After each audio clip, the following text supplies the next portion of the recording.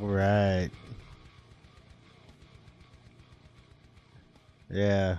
So we should be going live now. This is going to be the gaming and watching the hearings and stuff like that. Show I decided to call it Going Deep. I might not just listen to hearings, I might listen to other stuff as well. So I'm gonna turn this volume down to there. I need to just figure out exactly where I need to put it for the background music while it's going like this, but I'm going to play some Forza Motorsport in the background and listen to a hearing that happened a few days ago uh, to protect America's innovation and economic security from CCP Act. So protecting us from the CCP is always good. So let's go ahead and switch to that here in just a few. But yeah, hopefully this is going pretty good. Came up with this idea today. Figured give it a try.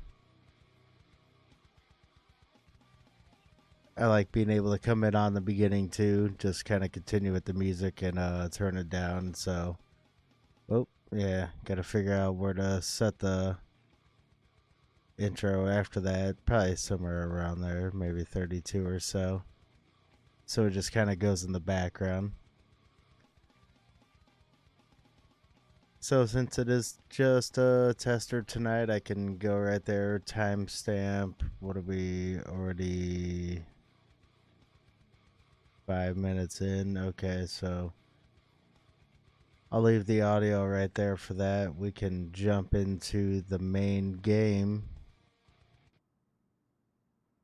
That will go ahead and be done there. Yeah, like I said, some Forza Motorsport tonight. I'm going to be looking at the YouTube chat for Business Party because that has the main people that are probably going to see it. Like I said, we are doing the Protect America's Innovation and Economic Security from CCP Act. Gonna be listening to that while I rock some of this Forza Motorsport. Hopefully there's something at least decently interesting in this. Also, anyone that is watching or does watch, throw in the comments what you think I should maybe listen to. Let me go ahead and play this actually. Make sure I can handle that here. Okay, so that's good with that. Let me switch over to the game. I'm doing my dual stream, my main computer is the one I'm playing games on, my main PC, and my laptop, which is a gaming laptop, but my laptop is what I'm using for the stream. So I want to divide up uh, the load so that way the stream is way better. And this was being a little weird the other day because I didn't have it coming from a solid state drive. So, but let's start getting this hearing going a little bit faster actually. I think it starts at 120. Yeah, so it should be coming up here in a few seconds. I'll keep letting that go.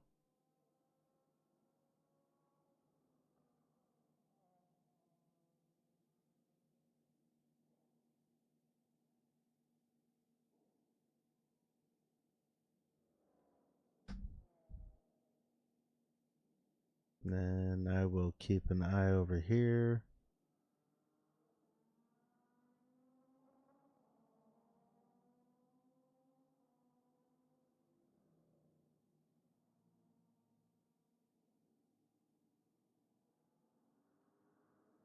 That's the window capture audio. Yeah, that'll be when the hearing comes in. I'm keeping the... Okay, here they come. In. I'm keeping the game volume down a good little bit. start with that one, and then we can get to the ones you made. That's really... I think we can do that. We might start with. Committee will come to order without objection. The chair is authorized to declare recess at any time pursuant to Committee Rule 2 and House Rule 11, Clause 2. The chair may postpone further proceedings today on the question of approving any measure or matter adopting an amendment for which a recorded vote is ordered. Now recognize the gentleman from Oregon to lead us in the Pledge of Allegiance. I'll adjust their volume a little bit. They were kind of loud.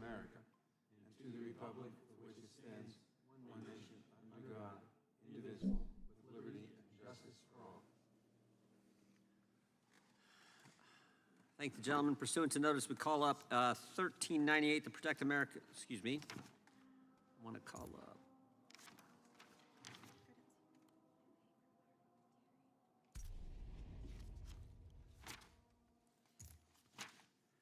I want to call up Mr. Banks's bill.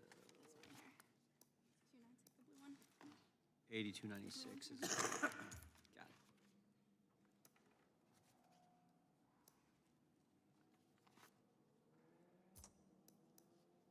Pursuant to notice, I call up H.R. 8296, the GAO Database Modernization Act, for purposes of markup, and move that the committee report in favor to the House. The clerk will report the bill. H.R. 8296 to amend Chapter 8 of Title 5, United States Without objection, the bill will be considered as read and open for amendment at any point. The chair now recognizes the gentleman from Oregon, Mr. Benz, for an opening statement.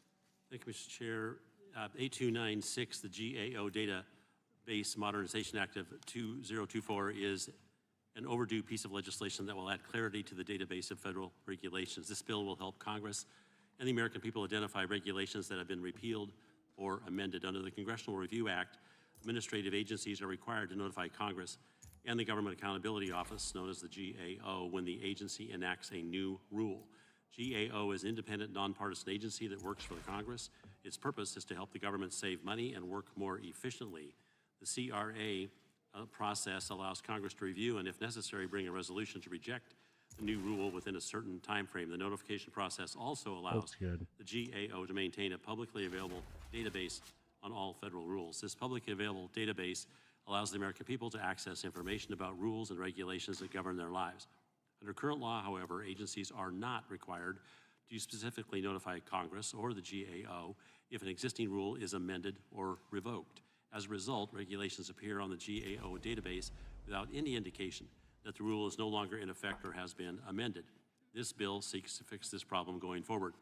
The GAO Database Modernization Act would require that when an administrative agency submits a rule under the CRA's requirements, it must also send a brief report notifying the GAO if any existing rules are revoked or amended and a description of those changes. This bill would allow the GAO to clarify on its database changes to regulations. The number of final rules published each year is generally in the range of 3,000 to 4,500, and there is currently no required method of tracking when new rules change prior rules. The GAO wants this information so it can provide the American people with clarity regarding existing regulations. This common sense, narrowly tailored bipartisan proposal will ensure that the American people have access to complete and correct information about the rules that govern their lives. I recommend my colleagues support this proposal, and I yield back. Gentleman yields back. The chair now recognizes the ranking member for an opening statement. Thank you, Mr. I'm going to do this practice. Chairman. Mr. Chairman, the GAO Database Modernization Act would amend the Congressional Review Act to require federal agencies to report to the Government Accountability Office, or GAO, certain information about agency rules that are made ineffective due to an agency action or other reason. The Congressional Review Act, or CRA, requires an agency to submit a report to both houses of Congress and to GAO whenever it promulgates a rule. This reporting requirement enables Congress to be kept regularly informed of rulemaking activity by all administrative agencies. GAO has created a publicly accessible database tracking all rules submitted by the agencies. However, agencies do not currently report updates, suspensions, or alterations of rules to GAO unless any modifications are part of a newly promulgated regulation. In order to increase transparency, this legislation amends the CRA to require agencies to submit a report to GAO on rules that are revoked, suspended, amended, or otherwise made ineffective. While I do not oppose this legislation since it has very little effect, I do want to note that I have concerns with the underlying Congressional Review Act, and I hope that we will have an opportunity to examine whether the law is operating as intended. The CRA, which provides a fast-track process whereby Congress can overturn an agency regulation, has become a favorite tool of the Republican majority to undermine life-saving regulations that protect public health and safety. Regulations take significant time, resources, public input, and expertise to craft. But the CRA allows narrow partisan majorities in Congress to do away with them without any of the deliberative process that went into making them. And because the CRA also prohibits an agency from issuing another rule in, quote, in substantially the same form, close quote, without congressional I'm doing authorization, terrible. it allows Congress to tie an agency's hands well into the future. I will support this legislation as a modest improvement to oversight and transparency, but I hope that this is just the beginning of a larger conversation about the CRA and its impact on the regulatory process. Thank you, and I yield back. Without objection, gentleman yields back. Without objection, all other opening statements will be included in the record. The chair now recognizes the gentleman from Oregon for the purpose of offering an amendment in the nature of a substitute. Thank you, Mr. Chairman. I have an amendment at the desk. Clerk will report the amendment. Amendment in the nature of a substitute to H.R. 8. Without objection, the amendment in the nature of a substitute will be considered as read and shall be considered as Come base on. text for the purposes of amendment. The chair recognizes the gentleman from Oregon to explain the amendment. Mr. Chairman, this amendment strikes the year from the title of the bill. It's not intended, this amendment, in any way to alter the substance or important purpose of the bill. I urge support for my amendment, and I yield back. Gentleman yields back. Who seeks recognition? Gentleman from Arizona is recognized. Thank you, Mr. Chairman. I'm wondering if the gentleman from Oregon might be able to answer my question, and that's simply this. Will the rule that is modified or revoked or suspended, et cetera, will it still be seen by the public with just the notation in the public database? Or is there going to be an effort to actually remove that revoked or suspended rule from the CR, or excuse me, the Federal Register? You're yielding to me. Yes, sir, I yield to you. Well, thank you for the question. I would just refer you to the language on the face of the bill, which reads, the federal agency shall submit to the Comptroller General's office a report containing the title of the rule, the federal register citation for the rule, if any, the date on which the rule was submitted, and a description of the provision of the rule that is being revoked, suspended, replaced, amended, or otherwise made ineffective. So if the agency is going to submit that to the Comptroller General, then it's going to be up to the Comptroller General to appropriately reflect that change. That's the plan. Okay. I support the legislation. I just, at some point, if you're revoking the rule, I would hope that we delete it from the congressional record at some point. Thank you. I yield back. Gentleman yields back. Who seeks recognition? Question is on the adoption of the amendment in the nature of a substitute. This will be followed immediately by a vote on reporting the bill. All those in favor say aye. Aye. Those opposed, no. Opinion of the chair, the ayes have it, and the amendment in the nature of a substitute is adopted. The reporting quorum being present, the question is on favorably reporting the bill as amended. All those in favor say aye. Aye. Those opposed, no. In the opinion of the chair, the ayes have it, and the bill is ordered to be reported favorably to the House. Members will have 2 days to submit views. Without objection, the bill will be reported as a single amendment in the nature of a substitute, incorporating all adopted amendments, and staff is authorized to make technical and conforming changes.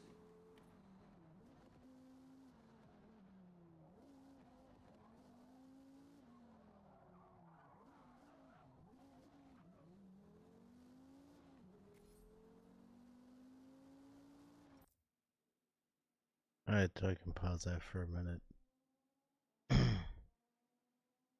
I'm gonna have to turn this up. It's hard to play without hearing it much. So to notice, I call up 1398 to protect America's innovation, economic security from CCP Act for purpose of markup and move that the committee report it favorably to the House.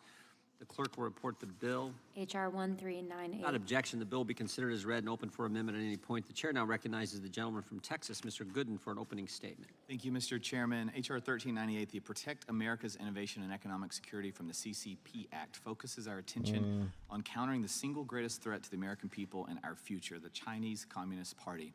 I want to share a quote with you that may sound familiar. There is no country, none, that presents a broader, more comprehensive threat to our ideas, innovation, and our economic security than the Chinese Communist Party. And in many ways, it represents, I think, the defining threat of our era.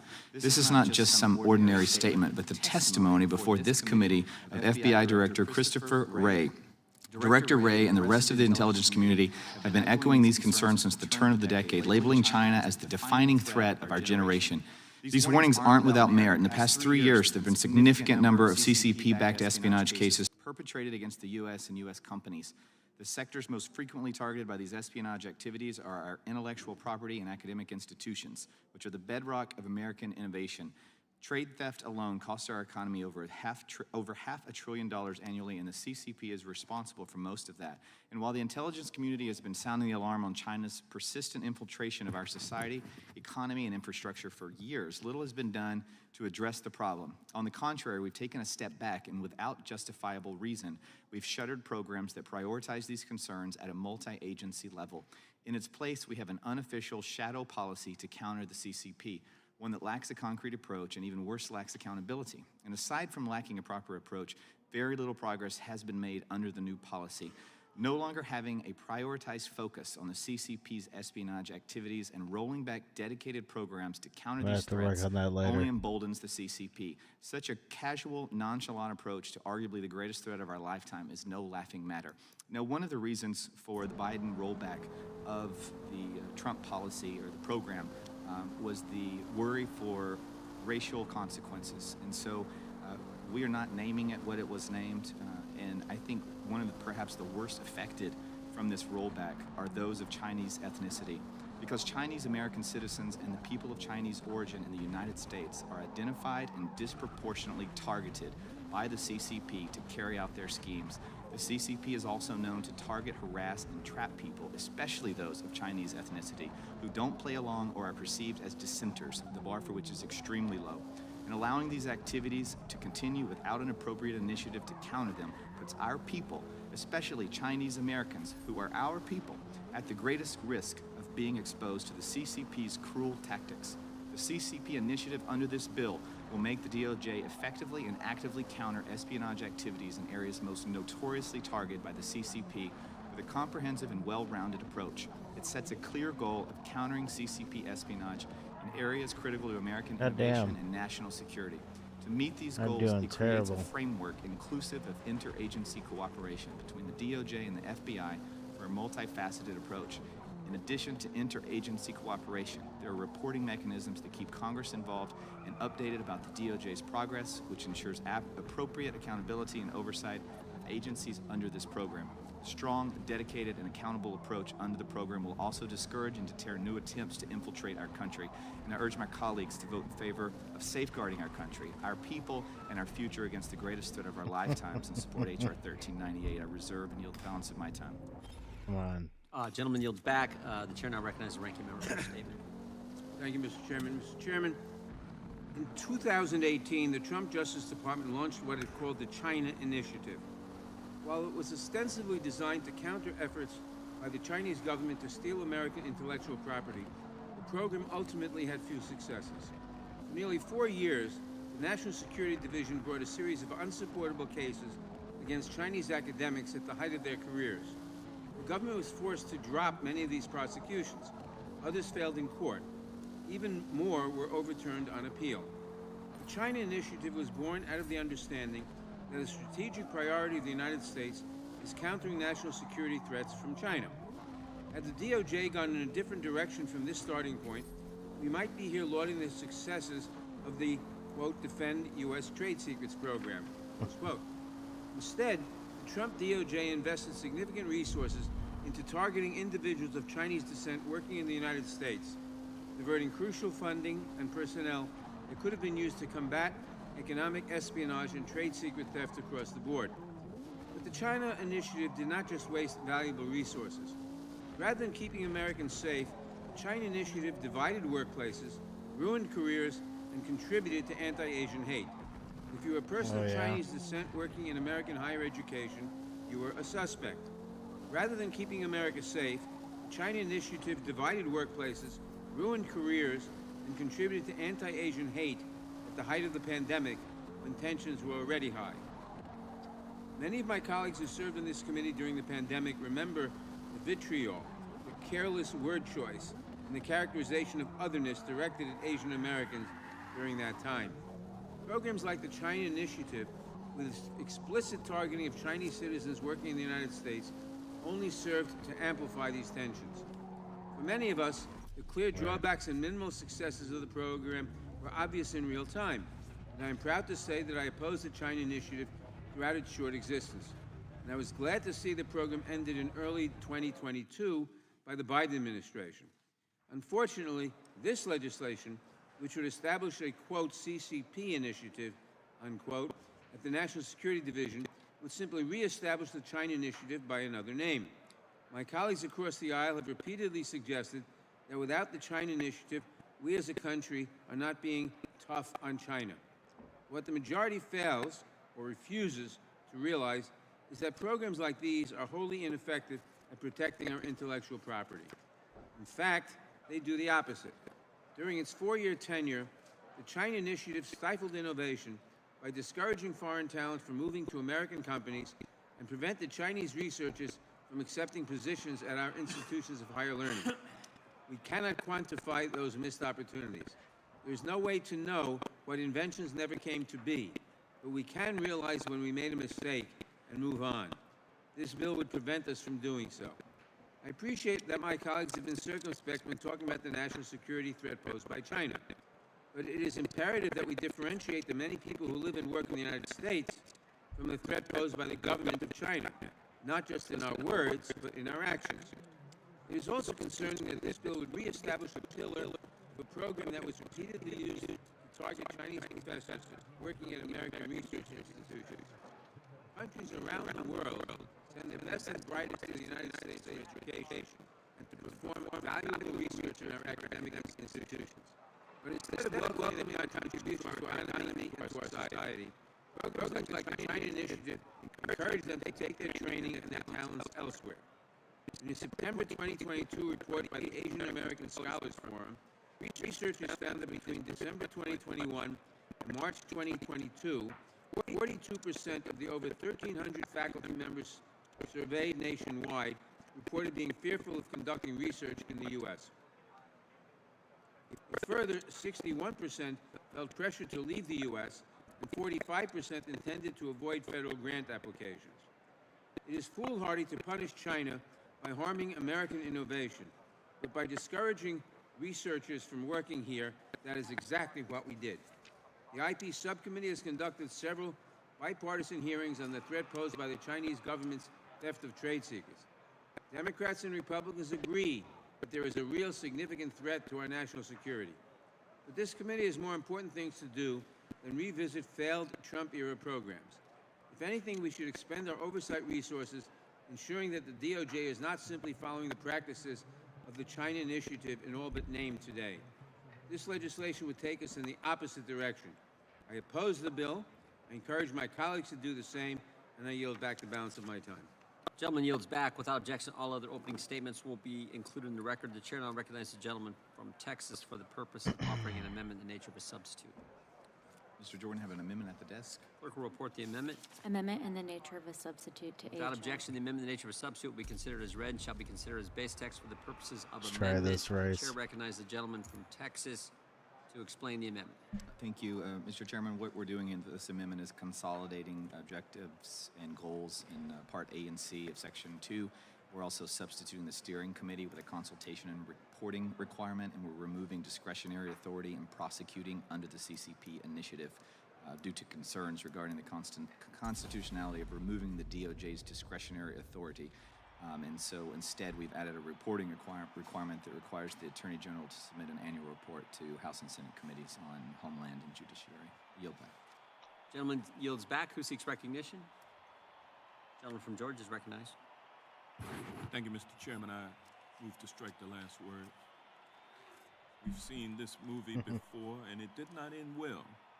On the IP subcommittee, on which I am ranking member, we have discussed real concerns about economic espionage by the People's Republic of China. But while I have legitimate concerns about actions by the government of China, setting up a CCP initiative, as it's called, within the Department of Justice does nothing to counter those threats.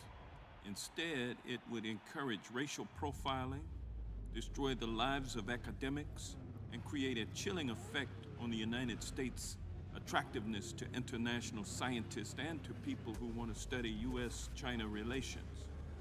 DOJ, Department of Justice, had a China initiative from 2018 to 2022 with the stated goal of cracking down on Chinese economic espionage and theft of trade secrets. That China initiative failed to achieve any productive outcomes related to economic espionage. While it failed to achieve its stated goal, the China initiative caused significant real-world harm. Many academics faced long-term personal and professional damage, and a fear of association with the China initiative created a chilling effect on researchers of Chinese descent. Chinese American scientists reported that fear of added scrutiny and discrimination kept them from pursuing cutting-edge research and made them avoid federal grant applications. Come on. These Really? were Americans who just happened to have Chinese ancestry, yet they felt unsafe and targeted in their own country because of the China initiative. That's terrible, and it was not just Chinese scientists. A 2021 survey of thousands of physicists found that 43% of early career researchers believed the United States to be unwelcoming for international students and scholars. And there was a chill as well on research in fields seeking to study U.S.-China relations. Hey, that's a bunch Wisely, of bullshit. the Department of Justice canceled this program in 2022 because it was a failure then, and it would be a failure now. So let's leave it in the past where it belongs. And with that, I yield back. Gentleman yields back. Who seeks recognition? Gentleman from Maryland.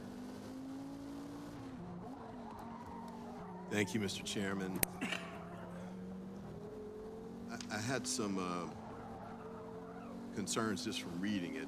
I'd asked the author of the amendment about this. In Section 2A, this appears to be identifying the targets of who this entity would investigate. And it speaks about intellectual property, academic institutions, and subparagraph 2, and then Doing researchers in labs, universities, and defense industrial base. Is it the gentleman's goal that private high-tech companies would be protected by this language, or not?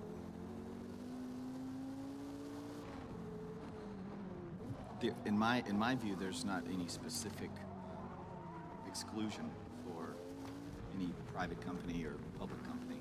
So if you read differently than that, I'd be happy to work on it. I'll let you finish.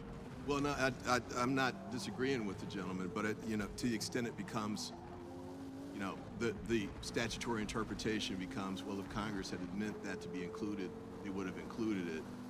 I would urge the gentleman to consider that. Let me be up front. I'm going to oppose the bill, but these are things if it's going to pass. This is a new revelation for me to hear you say that. I would ask the gentleman to consider these issues. And then the second big one that I would raise, on page 2, under 6, prioritize and identifying and prosecuting those engaged in trade secret theft, hacking, economic espionage, which I would presume references private high-tech companies that we were discussing before, but doesn't specifically. But also move into page 3 under requirement,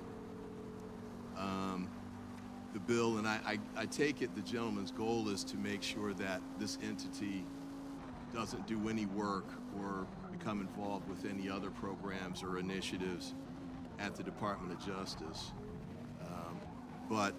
And given the use of the word prosecuting on the previous page, I'm assuming the goal is not to exclude potential criminal prosecution.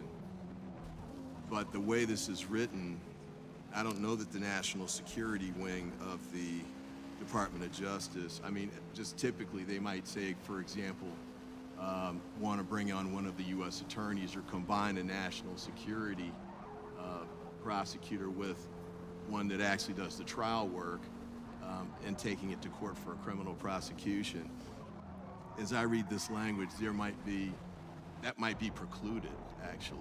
Come on. And, you know, it might go beyond that as well, because it looks like they're under C2 on page 3, all resources shall not be combined to support any other Department of Justice program, including other programs and initiatives dedicated to countering nation-state threats. So I picked the criminal piece because I think that one's fairly dramatic. If we identify one of these cases and we actually have a potential to prosecute someone for, you know, criminally for stealing trade secrets, I would hope we wouldn't have a statutory barrier to facilitating that. And there may be other variations of that too that might not be criminal prosecution, but could be civil litigation.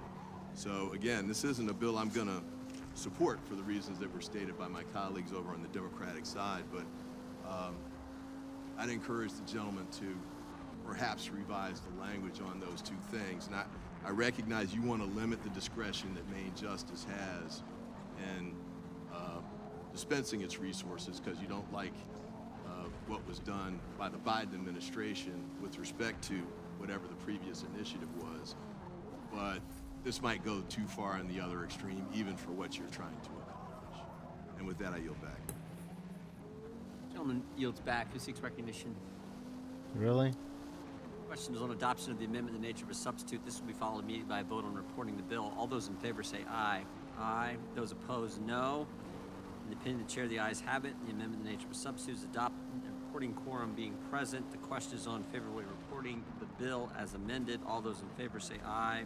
Aye. Those opposed, no. The ayes have it, and the bill is ordered to be reported favorably to the House. Gentlemen, roll call being requested. The clerk will call the roll. Mr. Jordan? Goddamn. Mr. Jordan votes yes. Mr. Isa? Mr. Gates? Mr. Biggs? Mr. Biggs votes aye. Mr. McClintock? Mr. McClintock votes aye. Mr. Tiffany? Mr. Massey? Mr. Roy? Mr. Roy votes aye. Mr. Bishop? Ms. Sparks? Mr. Fitzgerald? Mr. Fitzgerald votes aye. Mr. Bentz? Mr. Klein? Mr. Klein votes aye. Mr. Armstrong?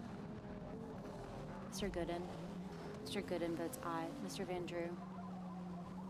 Mr. Nels? Mr. Moore? Mr. Moore votes yes. Mr. Kiley? Ms. Hageman? Mr. Moran? Ms. Lee? Ms. Lee votes aye. Mr. Hunt? Mr. Fry? Mr. Nadler? No. Mr. Nadler votes no. Ms. Lofgren? Ms. Jackson-Lee? Mr. Cohen? Mr. Johnson? Mr. Johnson votes no. Mr. Schiff? Mr. Swalwell? Mr. Liu? Ms. Jayapal? Mr. Correa? Ms. Scanlon? Ms. Scanlon votes no. Mr. Neguse? Ms. McBath? Ms. Dean? Ms. Escobar? Ms. Ross? Ms. Ross votes no. Ms. Bush?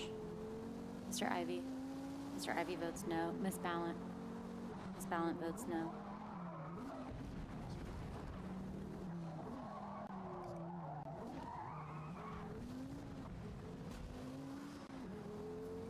Gentleman from North Dakota.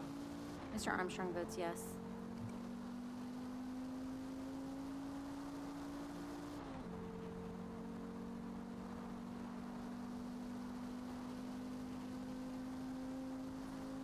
Ms. Escobar votes no. Gentleman from California. Mr. Correa, you are not recorded. Mr. Correa votes no.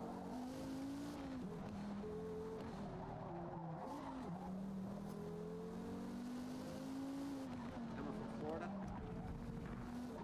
Mr. Gates votes aye.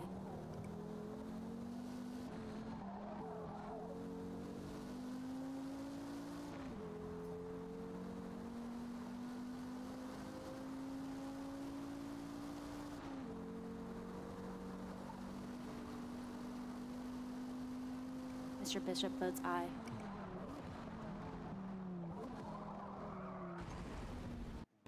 I went way too late on that again. It's stupid.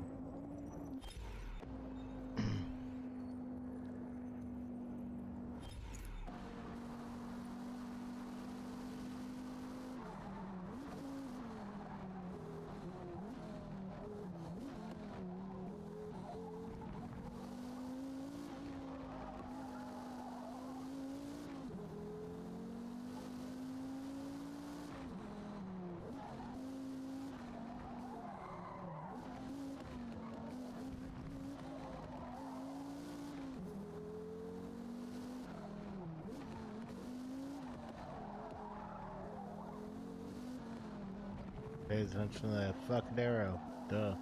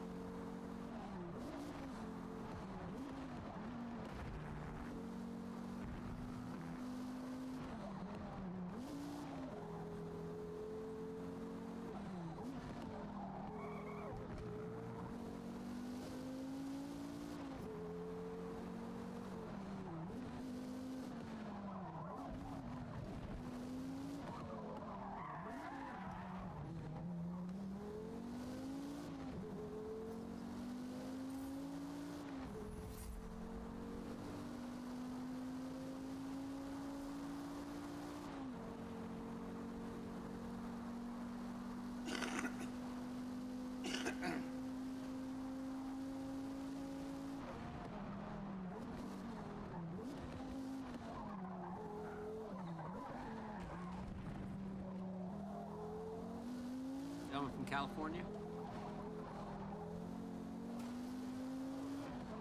Mr. Isa, you're not recorded. Mr. Isa votes aye.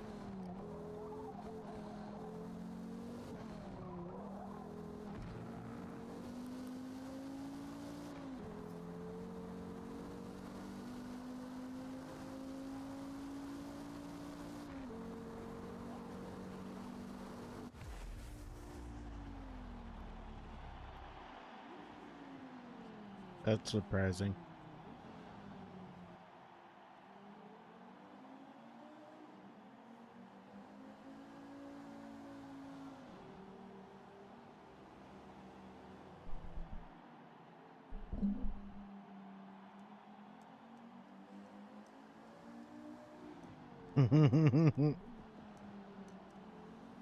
Maybe.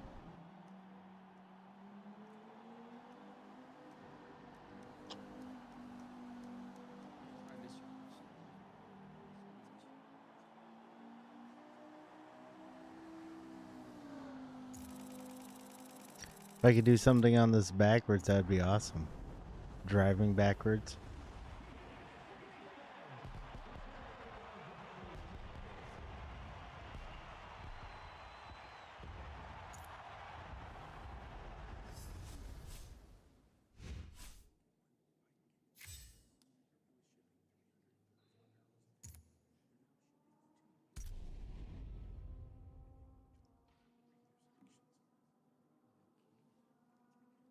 They still discussing their shit.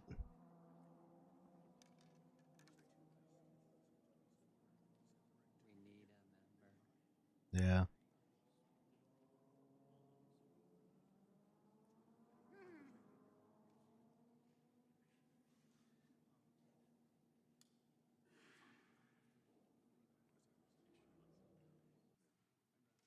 Oh, hold on.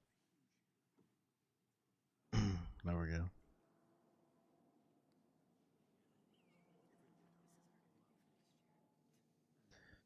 Yeah, they're voting on some shit now. Like I said, we're listening to the hearing on Protect America's Innovation and Economic Security from CCP Act. Which, of course, I mean, fuck the CCP. But we have to listen to what's here in it and all that. So that's what this show is about. I'm gonna game while listening and bringing you the shit that you might not normally listen to, which is very boring. But it'll be to some fun games.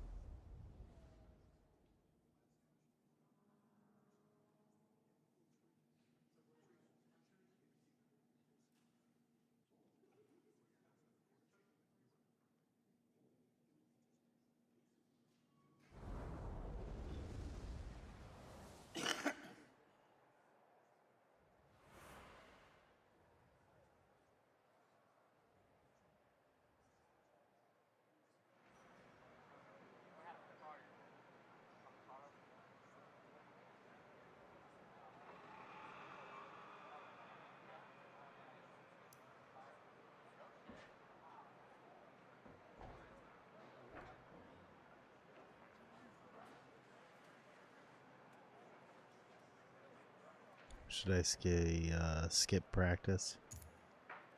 Fuck it. Let's do it.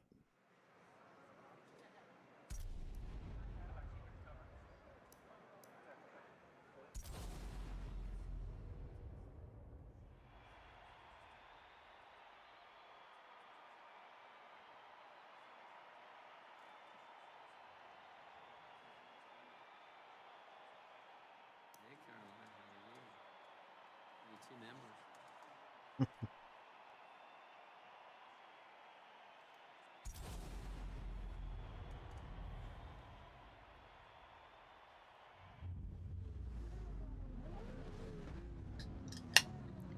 Let's crack this beer.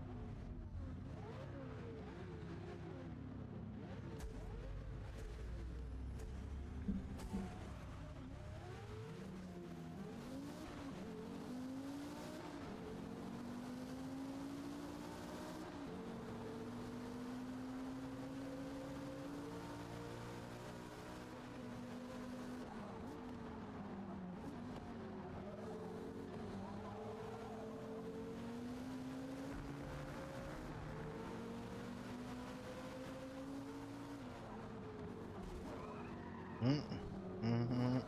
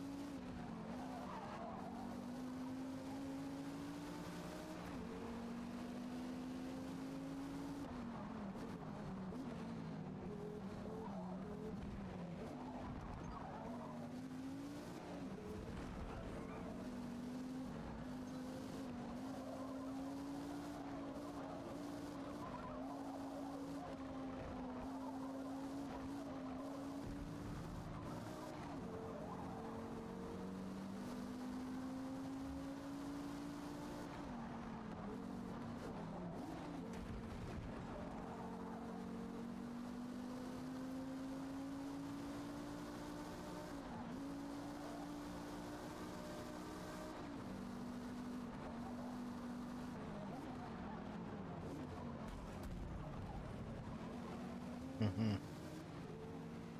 Driving like an asshole.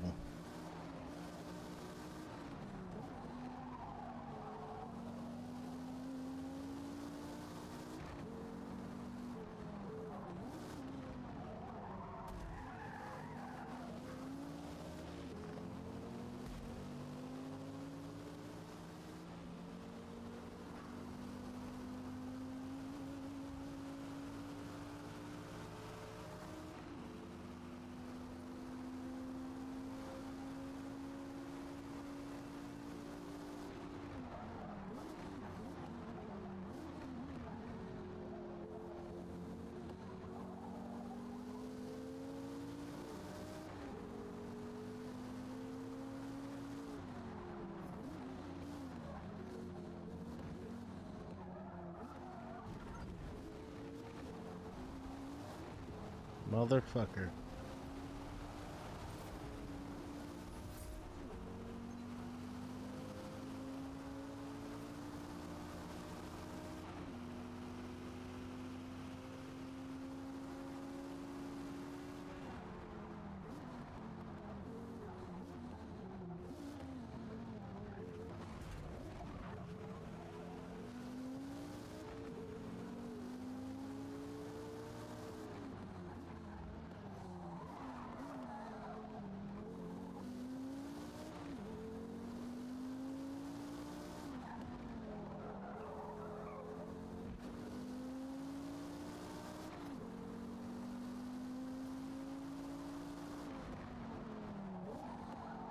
Mm-mm. I fucked that up bad.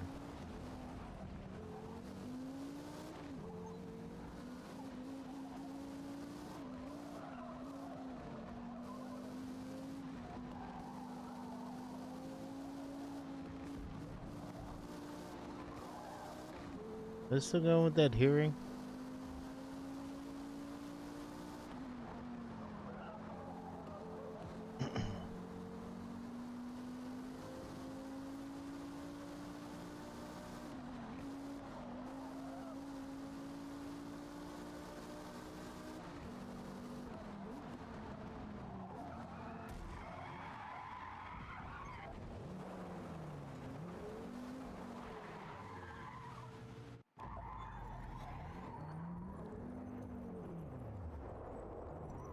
Yeah, they're still going. Sorry, I have to back up. I fucked up bad. I have the option right now. This is on career mode. I'm not doing against other people.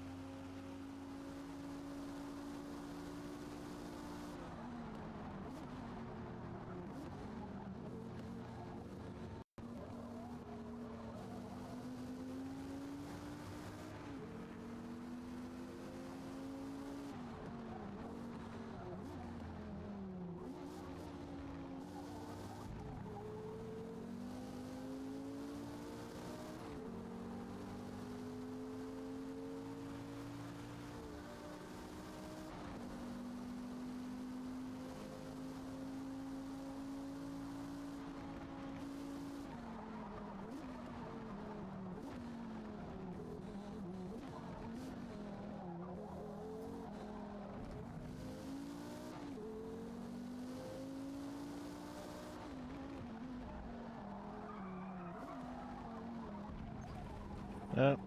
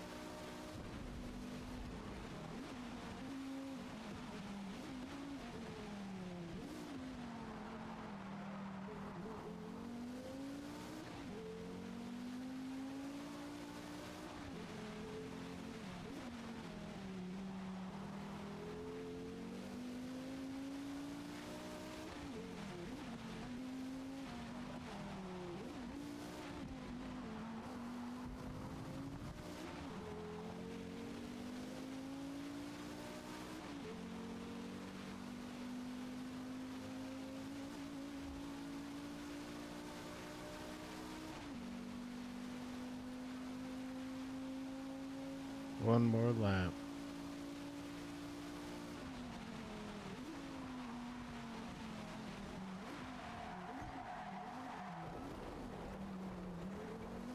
I fucked up, but I might be able to catch it.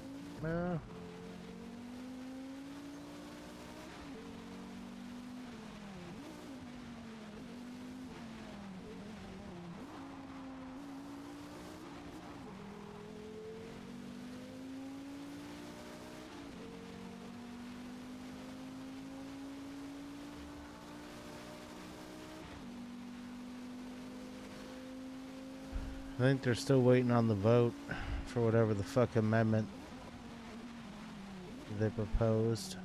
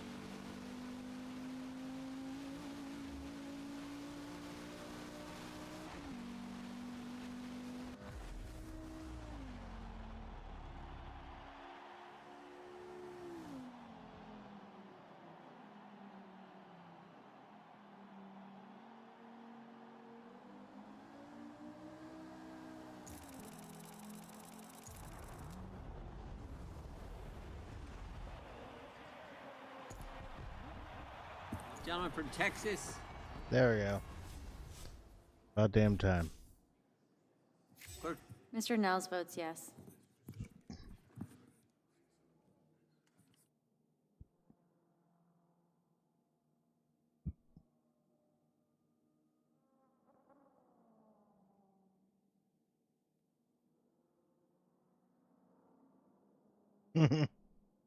No, she's like, I don't know what's going on.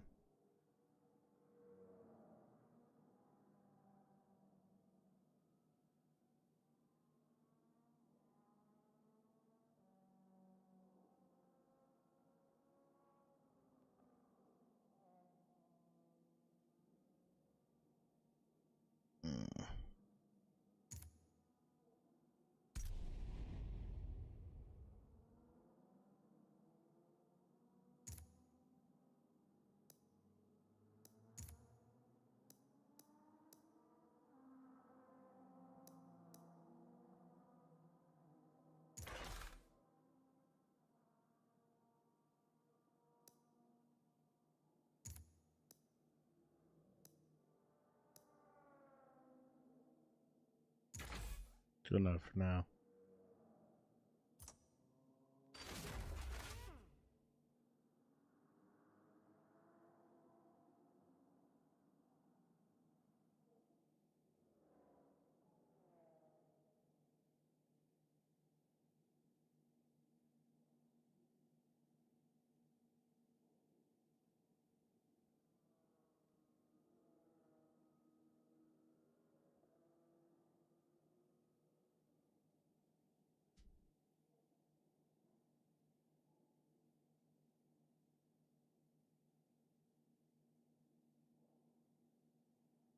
Yeah, so I guess we're still waiting on some votes for some stuff. They still have a little bit left in this.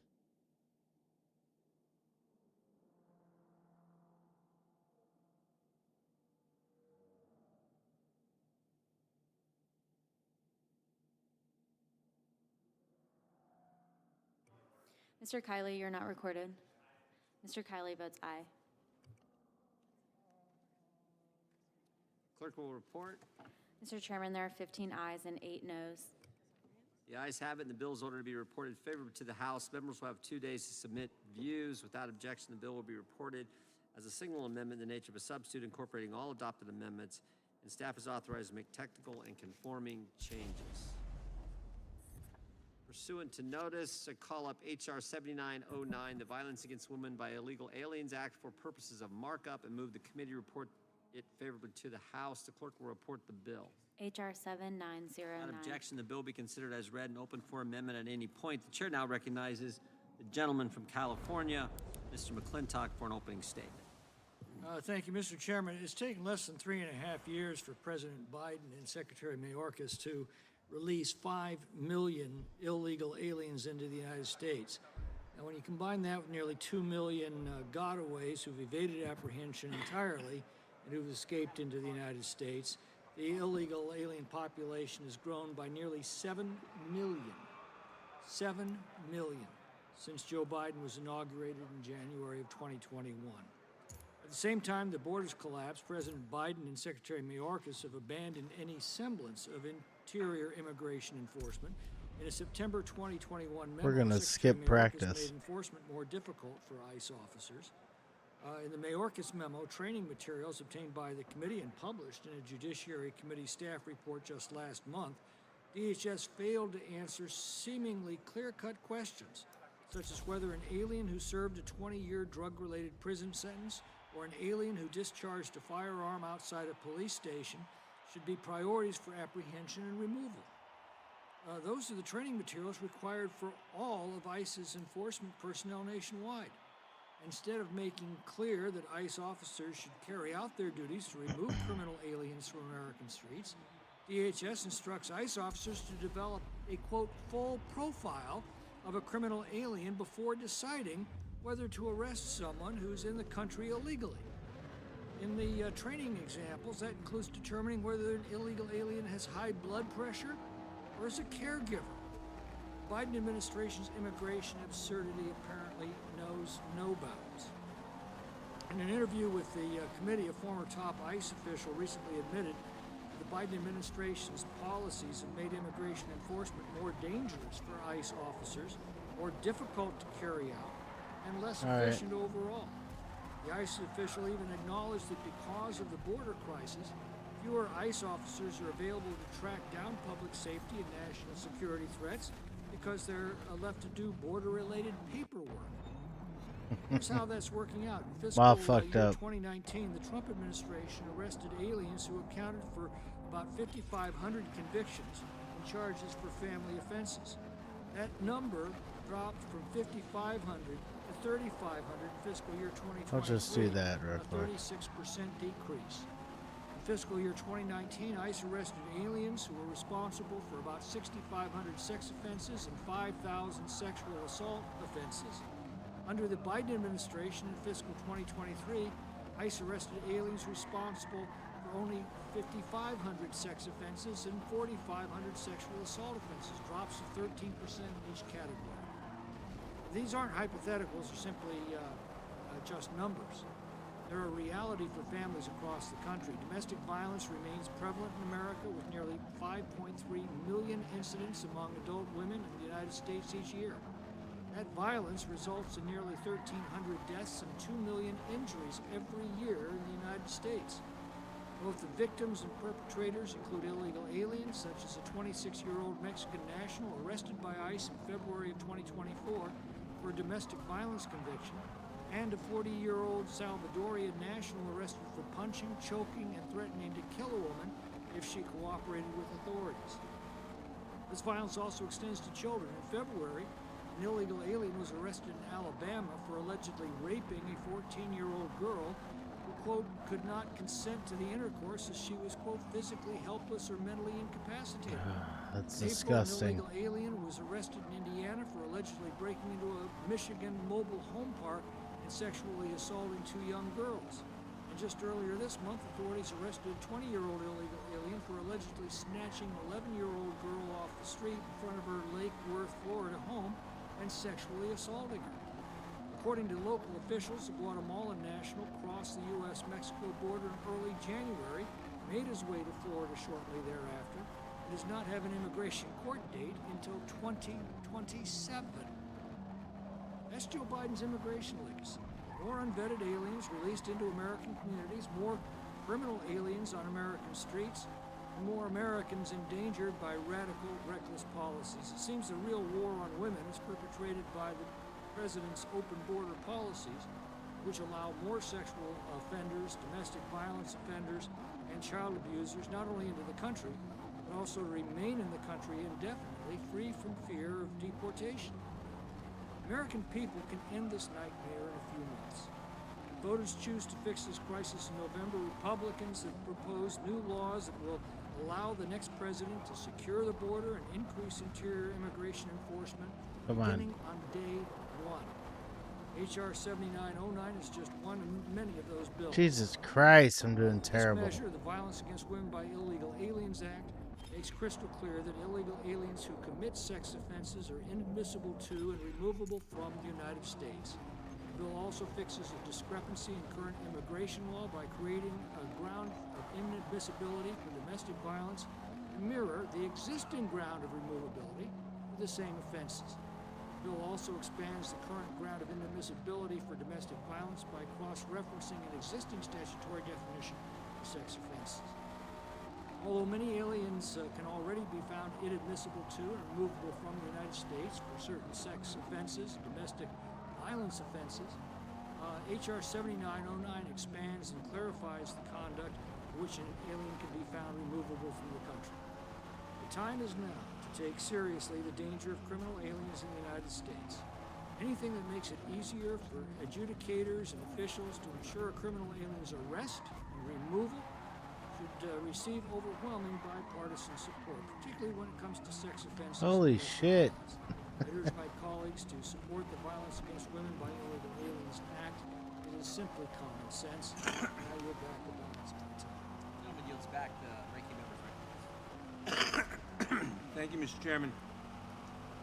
Mr. Chairman, here we are again marking up a bill that is another attempt by the majority to to scapegoat and fearmonger about immigrants. Despite its title, this bill will impact not only those who are undocumented, but also lawful permanent residents or green card holders. This bill will do nothing to secure our border or fix our broken immigration system. Of course, Nadler's It does like, not close nah. any gaps or fix any loopholes in the law. It is purely a messaging bill and an attempt to score cheap political points. H.R. 7909 purports to add new grounds of inadmissibility and deportability for, quote, sexual offenses. It adds new grounds of inadmissibility for domestic violence and other related offenses and expands the current ground for deportability for domestic violence. If that were where the bill stopped, it would be almost entirely redundant to current law. Let me repeat, because all of the conduct described here already constitutes a deportable offense, this bill would ensure that no additional dangerous individuals would face immigration consequences. Zero. But as has been the case in every one of the dozen or so immigration messaging bills we have considered so far, this sloppy, poorly conceived, poorly drafted legislation has far-reaching and unintended consequences. At least I hope they are unintended, because this bill includes overly broad definitions and lacks any waiver authority. It threatens to sweep in far more people than it should, including the survivors of domestic violence. Let's break down the problem. Sexual offenses and domestic violence are serious offenses. And if these bills fix some gap in current law, I would have no problem supporting this legislation. But that is not the case here. Then are the First, current laws being sexual enforced? offenses and the inadmissibility and deportability sections of the bill are largely redundant. All serious sexual offenses are already covered under current law. Currently, an individual is rendered deportable if they are convicted of an aggravated felony, which includes rape, sexual abuse of a minor, or a crime of violence, which is defined as any, quote, offense that has as an element the use, attempted use, or threatened use of physical force against the person, close quote. In comparison, this bill would render deportable those convicted of, quote, sexual offenses, which is defined as, quote, a criminal offense that has an element involving a sexual act or sexual contact with another, close quote. These categories almost entirely overlap. Additionally, under the Immigration and Nationality Act, a non-citizen who is convicted of a crime involving moral turpitude, or CIMT, is already subject to removal. Crimes in which there is intent to cause bodily harm have long been considered CIMTs. As such, people who are convicted of any crime where there is intent to cause bodily harm, like sexual assaults, are deportable. The inadmissibility grounds for CIMT are even broader, as one can be deemed inadmissible by either being convicted of or admitting to acts that constitute a CIMT. Again, if that were all this bill did, it would simply be a waste of our time. But even more significant concerns with this bill arise with the sections related to domestic violence. Under current law, people are deportable if they are convicted of domestic violence and other related crimes that can be deemed inadmissible if they commit the acts or are convicted of a CIMT, where the domestic violence or related offense has intent to cause bodily harm. So the crime of domestic violence is well covered by current law. However, this bill attempts to significantly expand the definition of domestic violence to include the Violence Against Women Act definition that is used for grants and funding. The current definition for domestic violence offenses under Title 18, which is what is currently used for deportability purposes, focuses on physical force.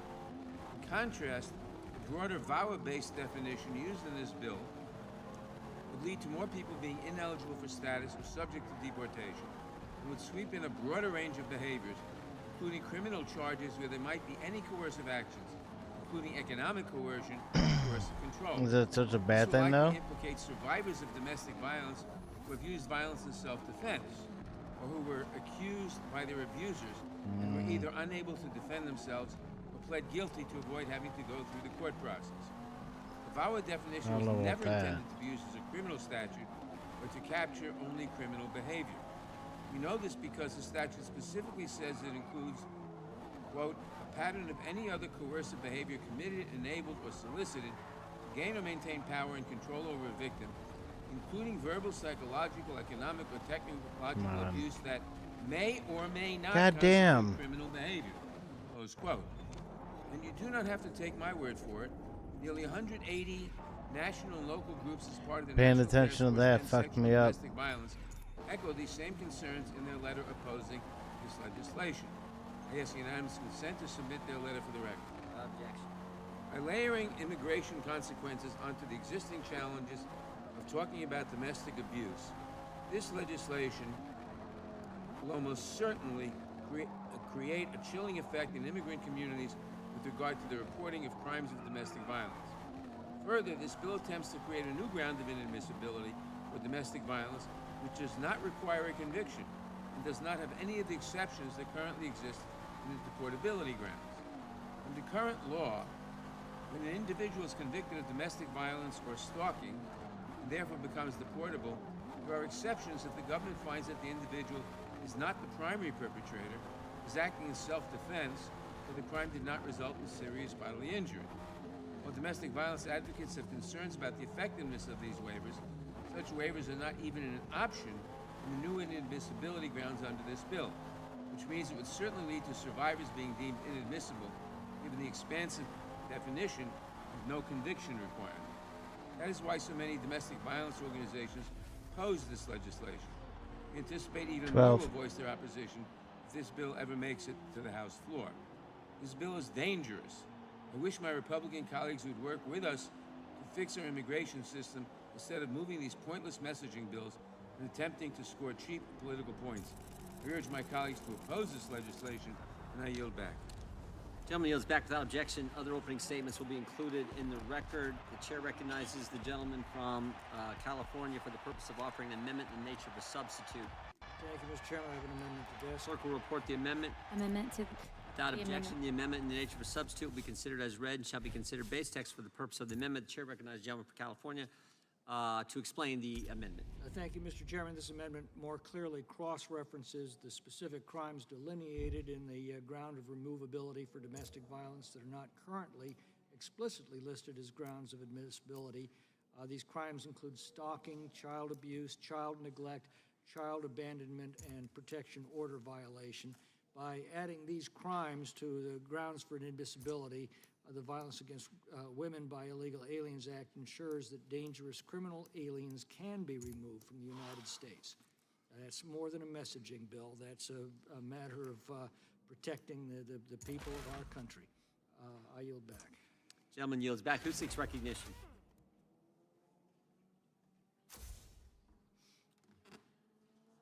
Question is, Mr. Chairman, gentleman, the ranking An member is amendment at the recognized. desk. The clerk will report the amendment.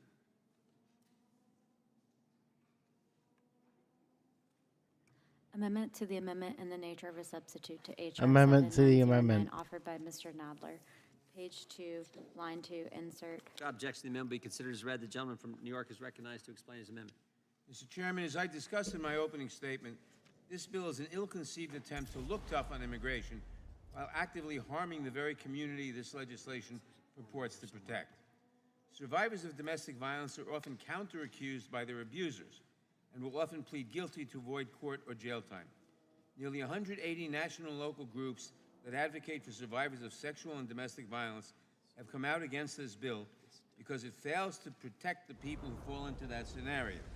Without making these important distinctions between victims and perpetrators, this bill strips important protections from survivors of domestic violence that exist in current law, opening them up to the risk of deportation. But I should not be too surprised. Scapegoating immigrants and attempting to weaponize the crime of domestic violence is a time-honored tradition by Republicans. For example, the Trump administration reversed protections for asylum seekers who were fleeing unspeakable domestic violence in their home countries. And back in 2013, when the Senate passed its bipartisan comprehensive immigration reform legislation with 68 votes, one of the provisions forced in by Senate Republicans included a section making the crime of domestic violence a new inadmissibility ground. However, that legislation had important provisions to protect survivors of domestic violence, provisions that do not exist in this legislation. My amendment would add many of those important provisions, which are essential to protecting survivors and negating some of the unintended consequences of this misguided bill. First, my amendment makes the bill's impact prospective only. It is a general rule that laws are not retroactive unless legislation states otherwise. But as always, immigration is different. Numerous courts have recently applied immigration enforcement-focused laws retroactively, and unless we make a definitive statement here, this legislation could be applicable to past conduct as well. What does this mean in practice? Let's say 20 years ago, a domestic violence survivor used violence to defend herself from her abuser and pleaded guilty to that use of force. Under this bill, even though the offense she pleaded to did not have immigration consequences at the time, she now could become inadmissible or deportable. My amendment would fix this problem. It is my hope that my colleagues can support this simple clarifying change. Next, my amendment would strike the bill's new definition of domestic violence. As I noted in my opening statement, I'm gonna practice with definition this was never now. meant to be used to capture criminal conduct. In fact, it explicitly says in the definition itself that it captures conduct that, quote, may or may not be criminal, unquote. There is a reason that domestic violence advocacy organizations are coming out in opposition to this legislation. They see this expanded definition as negatively impacting survivors and creating a chilling effect for reporting future crimes. This amendment also adds some important waivers. First, for crimes involving moral turpitude, there is a waiver available in current law if the individual can meet very strict criteria. Given that sexual crimes, domestic violence, and stalking are all crimes involving moral turpitude, having the same waiver as an option for these newly specified grounds simply makes sense. It will ensure we have the flexibility to stop survivors from being swept in. And then finally, under current law, a conviction for domestic violence or stalking has specific and important options for waivers for survivors, allowing the government to waive a conviction if certain criteria are met, including showing that the individual was not the primary perpetrator and that the crime was They committed hit that break in earlier. self-defense. Unfortunately, the majority is attempting to add a new inadmissibility ground. And They break, do not even that require a is. conviction or include any waivers. As it is, domestic violence survivors say these waivers are not as strong as they could be. But not to include them at all shows a shocking lack of empathy for survivors of domestic violence. This amendment follows the lead of the advocates for survivors of domestic violence to fix some of the many, many problems with this bill. I urge my colleagues to accept the amendment. I yield back. Gentleman yields back. The gentleman from California is recognized. Mr. Chairman, I respectfully disagree completely with the ranking member. Let's start with the fact that under existing grounds of inadmissibility, an alien may already be found inadmissible for domestic violence offenses if those crimes qualify as a crime involving moral turpitude or aggravated felony. And guess what? For those crimes and grounds of inadmissibility, there are no explicit exceptions like the one proposed by this amendment. So while there's a similar exception for the domestic violence grounds of removability, keep in mind who those grounds apply to. Aliens here legally. Grounds of inadmissibility apply to aliens in the country illegally. No such exceptions necessary. It would expand the exceptions for illegal aliens. The claims that this is somehow unnecessary are ludicrous, considering our recent experience with this massive influx of very poorly vetted illegals released into our country by the administration. Take, for example, the fact that under current immigration law, there's no explicit ground of inadmissibility for illegal aliens who commit domestic violence offenses, despite a ground for removability for aliens who commit such offenses. I can go through the long list of exceptions that we have debated over and over again in this committee with respect to a variety of bills that Republicans have put forward and passed to protect the American people from this scourge. But I think I'll... You like the car better riding lower, though. Gentleman yields back. Gentleman from Georgia is recognized. Gosh, you called on me, Mr. Chairman, before I had a chance to look up how many times it took Kevin McCarthy to win the speakership. Back in January, I think it was 15, 16, 17 times. I like that. 15 times over about a week. And, ridiculous. And then he was only able to serve for about 9 months before he was taken down and the House thrown into 3 weeks of turmoil and morass, unable to accomplish anything before a new speaker was elected. And since that speaker was elected, we've continued the same dysfunction throughout this entire 118th session, where nothing that this House has done has Of been course. to benefit the American people. Doing terrible. So today, take today for instance. We just finished arguing about a China bashing bill, a China bashing bill. It passed out of the China committee, bashing bill. and now the committee is taking up something that is totally unnecessary. With respect to aliens who commit sexual offenses, they are already deportable or excludable from entry. And so we're arguing about something that is already in the law that needs no further amplification. We just need to enforce the law. But because a guy who lives down in Florida and spends a lot of time up in New York these days on trial, because he said, I don't want you to do any legislation that has an impact on the challenges that we face at our border, we are not doing anything to benefit America in that regard. We're simply replowing ground that's already been plowed, planted, and is yielding fruit or benefit. We want to go back and plant some more seed.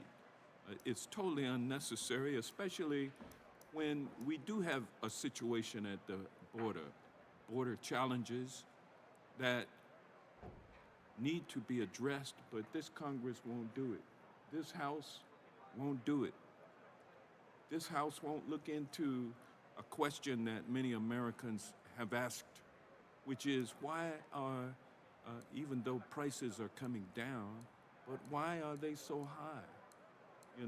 This Congress, this House, refuses to look at the problem of corporate profits driving inflation and what we can do to protect the American people from the ravages of corporate profiteering that is taking money from their pocketbooks, their well-earned money, and giving them less product as a result. Less product this year than they got last year, and more money for less product. Keep this going. I will be right back. And this committee refuses to look at things like that can actually help the American people. And so the American people see through these exercises, what we're doing today. I appreciate all of my colleagues here on this side of the aisle for being here to protect the American people from harm that some of this legislation would produce for them. But I really want us all to be working on legislation that actually helps the American people instead of being a do-nothing Congress parading around with China bashing and Mexico bashing, failing to do what needs to be done at the southern border, simply to teeth up issues that their savior can run on in November. It's wrong. It's hurting the American people. American people are tired of it, and quite frankly, so am I. And with that, I'll yield back. Gentleman yields back. Is there further discussion on the amendment? Mr. Van Drew. I'll try to be quick, and I really do think the world of my friend from Georgia. He's a good man, and he's a good politician as well. Once again, trying to take our eye off the ball, the Americans' people eye off what we're really looking at here. First of all, nobody told anybody not to do an immigration bill. The immigration bill, I've said it once, I've said it twice, I'll say it 3 times, I'll say it 10 times, I'll tell it 1,000 times, that the Senate produced was a bad bill. Did nothing really substantive for catch and release, did not have remain in Mexico policy, didn't finish building the wall, had nothing like Title 42 in it, didn't do any of the things that we need to have done in order to button up and keep our borders safely. Why would we vote for that bill? The only reason somebody would support that bill, in my mind, is because you would want to pretend that you did something, but in reality did nothing at all. And the only thing worse than doing nothing is to pretend that you did something. We did do something. HR 2, it wasn't draconian, it wasn't mean-spirited, it wasn't wrong, it wasn't bad. It just buttoned up our border. And to repeat again for probably the 100th time, no country prevails without secure borders. And we're forgetting something else here, and it's really done well on the other side. They keep blurring the issue. They keep talking about just aliens or just immigrants. Nobody's speaking about legal immigrants.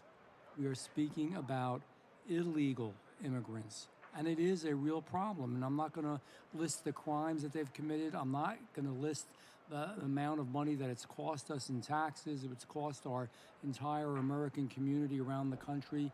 Not going to speak of what it has done in so many ways to the fabric of the country and what it's going to cost us into future years.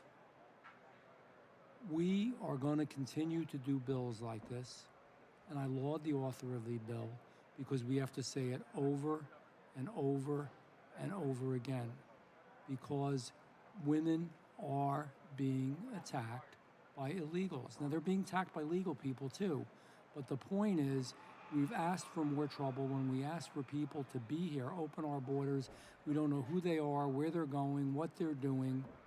We know that some, including President Biden's own FBI director, said the country is more dangerous than it has ever been because of these issues. People on the terror watch list are getting into the country, and some of them are gotaways. So we're not going to give up. And, we digress to Mexico and China. Mexico does need to have the stay in Mexico policy and not use their country as a conduit for illegals to come into the United States of America. It's wrong and it's bad, and the United States of America should not tolerate it, nor do we have to tolerate it. And China, it's not China bashing. It's the reality of what China is doing as an aggressor in our world. And I don't want to talk about all these other issues. I just want to talk about one thing: the Violence Against Women by Illegal Aliens Act. Who can be against that? They shouldn't be here. We shouldn't even have to wait till something like that happens, but unfortunately we do.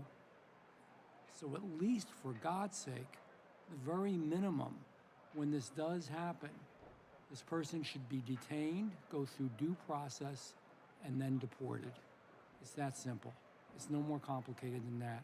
With that, I yield back. Gentleman yields back. So further discussion on the amendment, Mr. Ivey.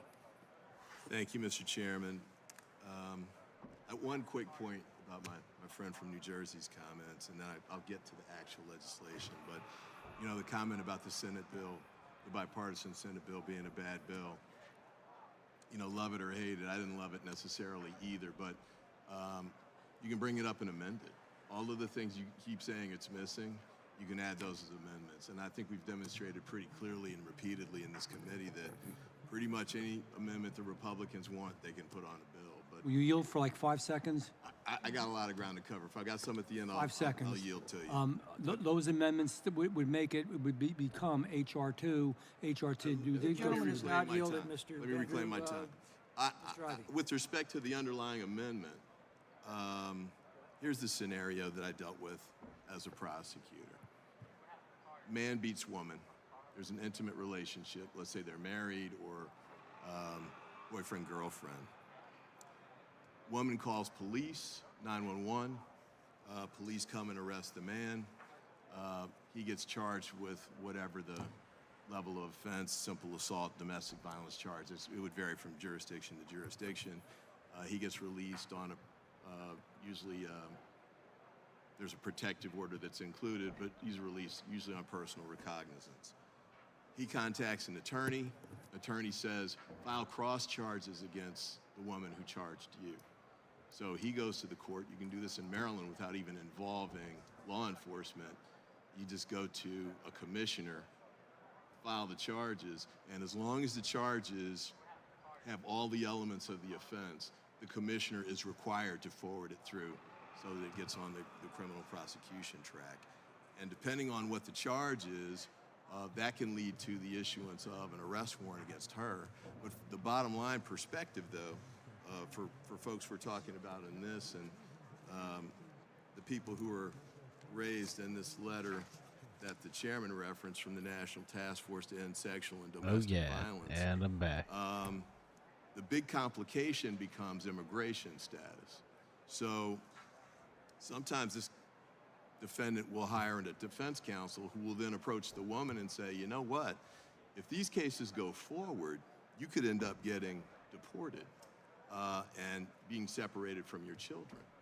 And the scenario that the ranking member raised, even if it's an act in self-defense, depending on how it's interpreted, it could be charged in common law district, common law is different in different states, but it could be charged as a mutual affray. And so the woman is then faced with the risk of moving forward and risking perhaps criminal prosecution, perhaps a conviction, deportation. Some of these women would be deported, quote unquote, to countries they, hadn't been to in decades or, maybe hadn't been to since they were little kids or whatever. Or those are now states that are in disarray, jurisdictions or countries that are in disarray, like say Haiti, for example. And so the point that the task force is raising here is, by expanding these definitions that the ranking member's amendment is aimed at correcting or limiting, you're actually putting women at greater risk who are in this scenario because they have more things over their head that prevent them or militate against them coming forward and reaching out to the police. And so when I had to deal with this, you had to spend a great deal of time making sure that women in those communities understood that we weren't trying to activate any kind of deportation mechanism.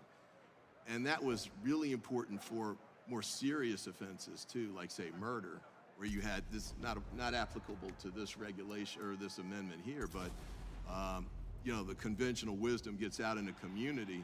Even if you see something violent happen, you don't want to step forward because it creates this risk that you'll get deported too.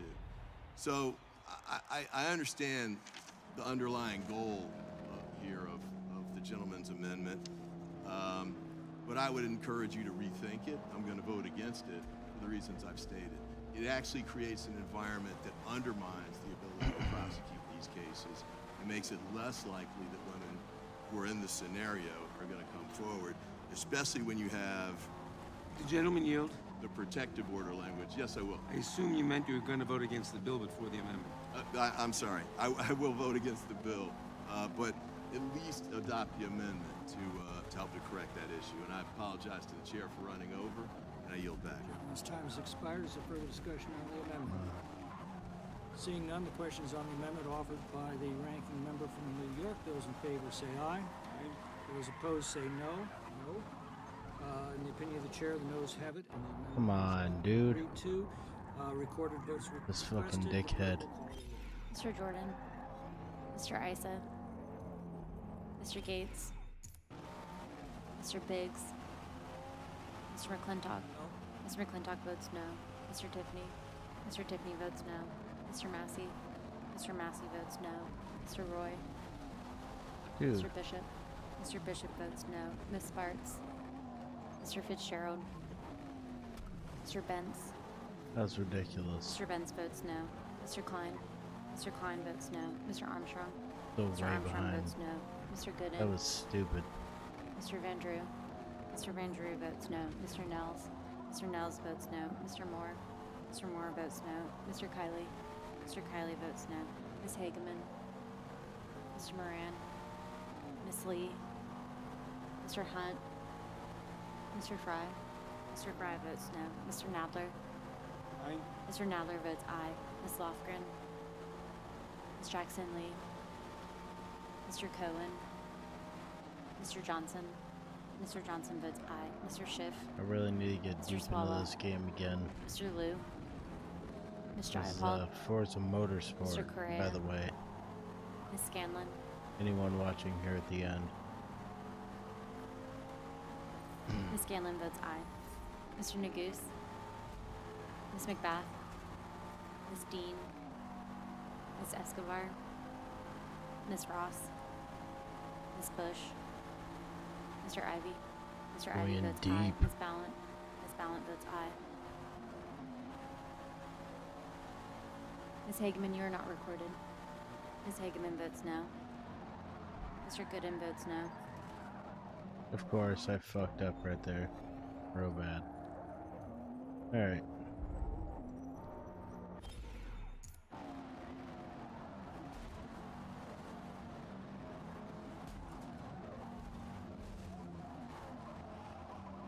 How's Mr. Jordan recorded? Mr. Jordan votes no.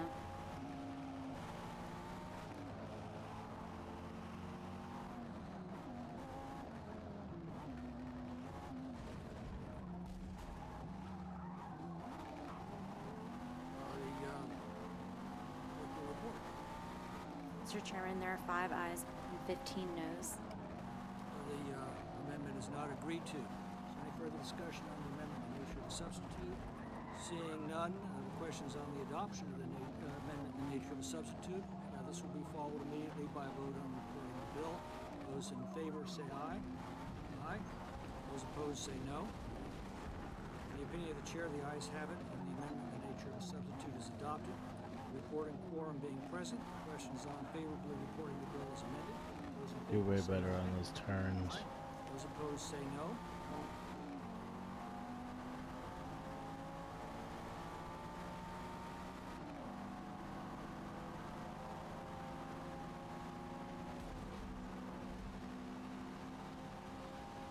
So are they passing it?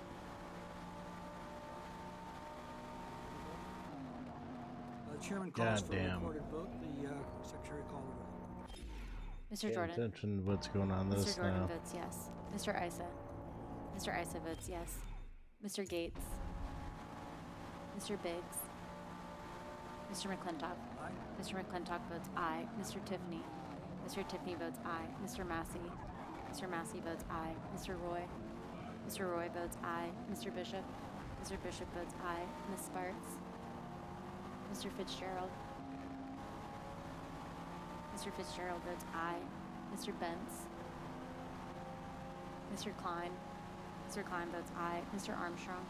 Mr. Armstrong votes yes. Mr. Gooden. Mr. Gooden votes aye. Mr. Van Drew. Mr. Van Drew votes yes. Mr. Nels. Mr. Nels votes yes. Mr. Moore. Mr. Moore votes yes. Mr. Kiley. Mr. Kiley votes aye. Ms. Hageman. Ms. Oh, Hageman votes goddamn. yes. Mr. Moran. Okay. Ms. Lee. Mr. Hunt. Mr. Fry. Mr. Fry votes aye. Mr. Nadler. No. Mr. Nadler votes no. Ms. Lofgren. I'm paying attention to Ms. this, Jackson Lee. and I'm fucking up. Mr. Cohen. Mr. Johnson. Mr. Johnson votes Pause no. for a Mr. minute. Schiff. Mr. Swalwell. Mr. Liu. Ms. Jayapal. Mr. Correa. Ms. Scanlon. Ms. Scanlon votes no. Mr. Nagoose. Ms. McBath. Ms. Dean. Ms. Escobar. Ms. Ross. Ms. Ross votes no. Ms. Bush. Mr. Ivy.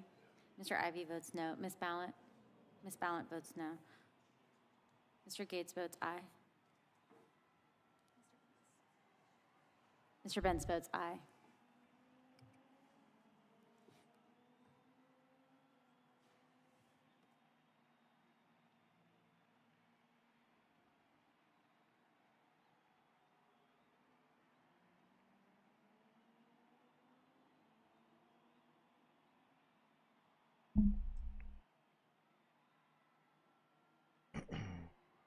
All right, what's happening, lady? Come on.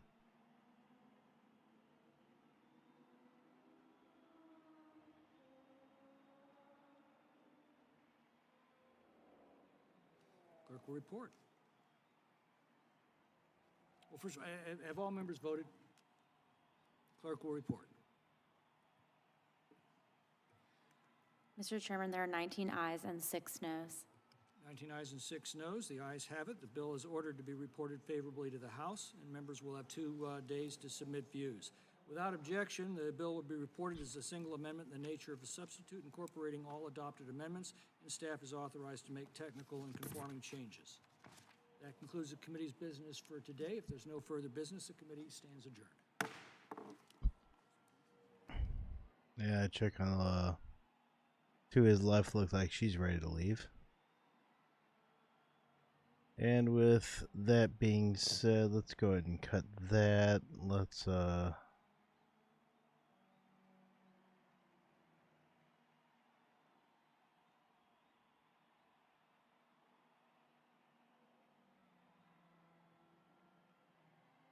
ahead and cut that.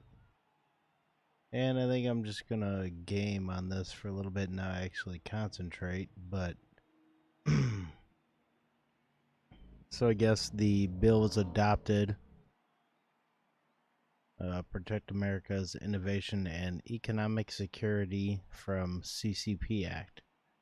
HR 1398. So look up HR 1398. I'm going to look that up a little bit more.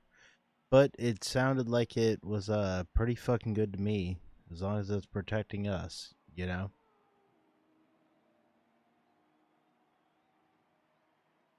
So let's go ahead and cut this.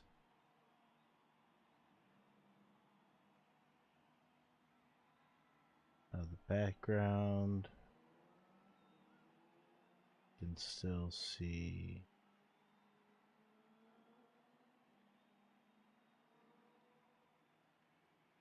On here.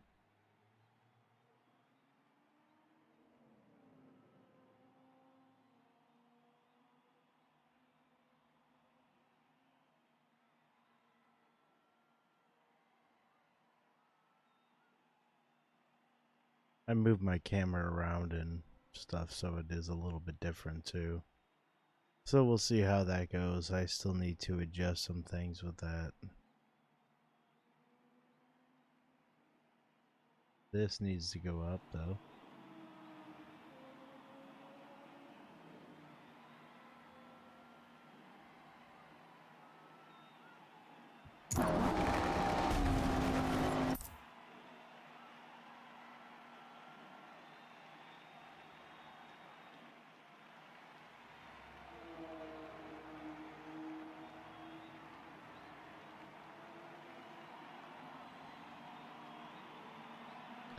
So let's go back into Forza Motorsport for a little bit and finish some of this out.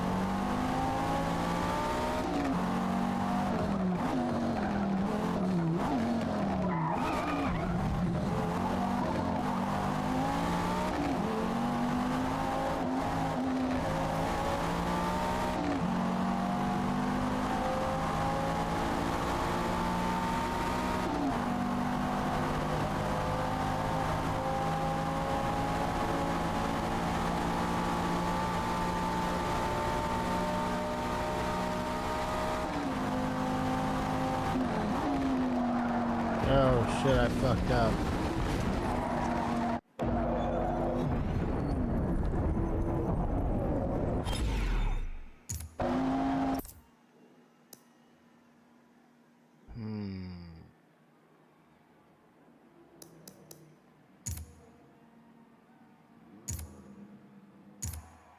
Kind of want to restart that.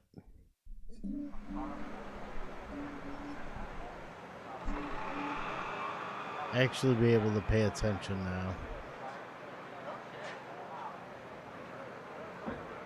Yeah, you know what? Actually, I'm going to stop this here and I'm going to continue otherwise elsewhere. So that's it for this. So I will talk to you all later.